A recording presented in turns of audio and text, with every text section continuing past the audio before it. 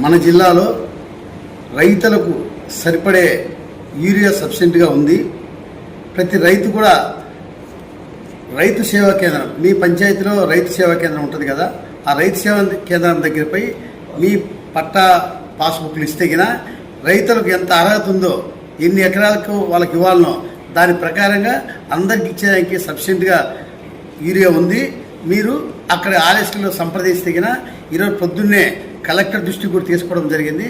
మా నియోజకవర్గంలో కేసీ కేంద్రంలో ఎక్కువ ఉంది కాబట్టి మాకు ఎక్కువ యూరియా కావాలని అడిగితే ఖచ్చితంగా మన జిల్లాలో యూరియా సబ్సిడీగా ఉంది. మీరు ఆర్ఎస్కే ద్వారా మాకు ఇంటింటి పంపండి. జేడీ గారు కూడా ఇన్స్ట్రక్షన్ ఇస్తాను. జేడీతో మీరు మాట్లాడితే ఖచ్చితంగా మీకు యూరియా సప్లై చేస్తామని చెప్పారు. కాబట్టి మీరందరూ ఎవరికి రిక్వైర్మెంట్ ఉంటే గిన రైతులకు మాత్రమే, రైతులకు వాళ్ళకు చేసుకునే పొలానికి ఎన్ని అర్హత ఉంటుందో అన్ని ఖచ్చితంగా యూరియా ఇచ్చేందుకు సిద్ధంగా ఉన్న ప్రభుత్వము.